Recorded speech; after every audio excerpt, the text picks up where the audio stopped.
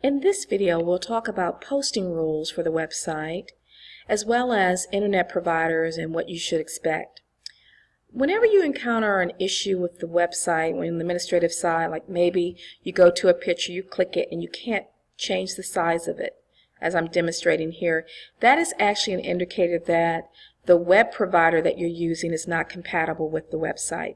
So one of the things I want to share with you is that we prefer that you use Internet Explorer. If you're trying to use Firefox or maybe Chrome and you encounter these kinds of issues, don't get frustrated. Just switch to Internet Explorer or just start using Internet Explorer to begin with. So that's one of the things that I wanted to share with you today in terms of that. That's really important. And so I'm going to highlight that so we can always remind ourselves to make sure you're on Internet Explorer. Rules for posting. One thing that you have to understand about the website, and let me pull it up, is that we try our best to make the website compatible. That means consistent. You have to understand that when you're on the website, you're not just creating your page, you are basically joining a community within the website. So if you take a look at our website, whether we're talking about the various programs of study, we have a certain look on our website, right? So no matter where we go on the website, you can get a sense, and your pages need to fit within the harmony of what we publish. And oftentimes, if they don't, then we will come back behind you and kind of correct that. So if you take a look and see right now, I already see an error on this page. Not to pick on this individual, I just randomly came here. But if you look at career services on this page, you can tell by tomorrow I'm going to go in and fix this. Because you can see that the font sizes are incorrect, aren't they? And how this page looks fine, but the font pages, and you see how this is small and this one's larger, and so we need to fix those kinds of things on the website. So you need to be aware, and you need to be aware so we can fix these types of things and fix things like gaps on pages and things like that. But those are pretty common. It's not a big deal when that happens on the website. That's pretty common because all of us are not used to building pages. But what you want to try to do is really be consistent and look at your pages when you're building them to ensure that they do look good, that they don't have large gaps. We'll never get 100% accurate on any page, but you just want to try to do your best. And here's a good page. You can see there's a picture, you have your headings properly, you have your text in the right normal text. The smaller text is what is required on the website, and you have your headings. So you can kind of look at guide pages to help you build your pages. And you can also build a page and ask me to look at it prior to it being launched. Okay, so let's talk about the font sizes. I briefly talked about this earlier in the introductory video, but I just want to explain it. All font must be in the normal, all text used within our pages should be the normal font size. And so here it is under normal. All you have to do to change something to normal, highlight it, even if you paste it in, and click normal, and it'll convert. You see that? So that's the normal text. So as you're typing or writing the bulk of your page, you're using that normal font. Okay? Now, for headings, as you saw on some of those pages, go back. Heading 1, that's for your titles, and heading 2 and 3 are for your subtopics, right, within your page. Again, headings, and if you say this person used main headings, those are the larger ones down below, and these are some of the subheadings at the top. So here's a large heading 1, probably a heading 2 or 3 down below. And so that's what we expect to see on your pages.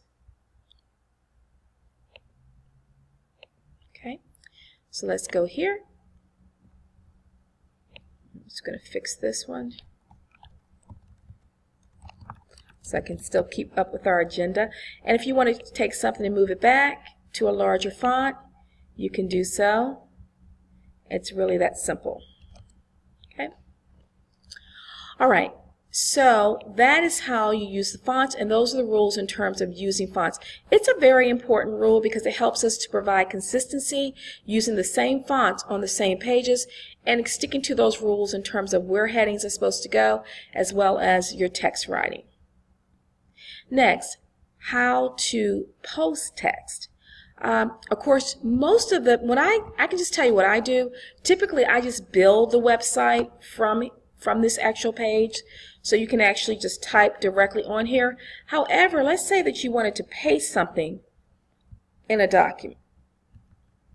So you can either paste, just do a copy and paste. This will be compatible to Microsoft Word. You can paste it exactly from your document. If it's not, but what you have to remember, if it's not in the right font, just highlight it. So let's say it came in very large, like so. Just highlight it and take it back to normal font. So that's what I would recommend. That's probably the easiest way to get things on the document. You can also use this feature, Control Paste.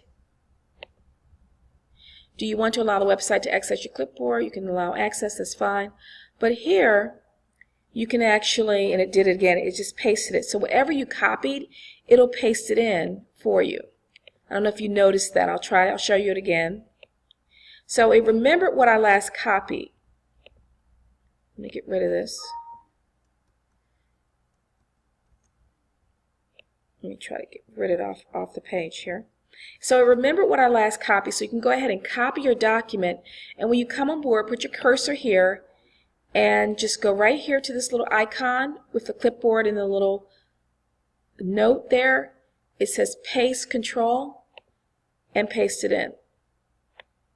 And kind of came in, but it took the red, so it's attaching to this font. And again, you can switch that. Just look at how it comes in, put it to normal, and change your color. Over here is your color board, and you can change it back to black. You can move things around. And this is the kind of stuff that will kind of drive you crazy. Sometimes these two lines will merge, and if you continue to have trouble with that, sometimes the font, as you change this, this changes, you change this, this changes. If that happens, you can use your little headers to help you get through those kind of issues. Or don't fight too much with the computer or with the website. You can always call me and I can work out those kinds of issues for you.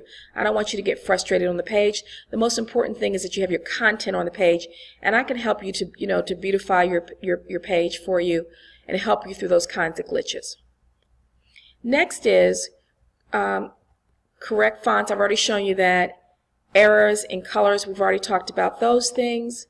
Now, if you have, let's say that this font, or there's an error on the page. So let's say this goes like this, and for some reason you're having difficulty. I'll show you. I'll try to mimic an error. Let's say that you're having difficulty changing this font. You've tried it to change the font back to normal, but it keeps on converting to a different style. What you can do is highlight whatever it is that you're trying to change, and see where it says Remove Element. This simply means, if you look, this is Font, Heading 1, Font. So these are the codes, and if you go into HTML, if you click here, see, this is really code, right? So what you can do is go back to Design, and you can tell the computer to remove any hidden element off of the text. So I highlight this, and this could be, it could be any kind of issue. Maybe your font has moved to the right and you need to justify it back and you're having trouble. But if I click Remove Element, it's going to just keep on clicking it. If it doesn't do it the first time, eventually it's going to get rid of it. There you go. So it will continue to remove any kind of element that's on that. See that? It went from red to black. It'll continue to remove any element that's on this particular highlighted area for you. So that's a really good trick, because you can use it for anything that's causing you glitches on the system. Just keep on clicking Remove Element, and it really will back you out of any trouble that you usually are in. And again, you can try that. Hopefully removing element will be a way for you to help manipulate when you're running to encounter issues on the page. Okay, Well, that's it for this part of training. I hope this has been beneficial to you.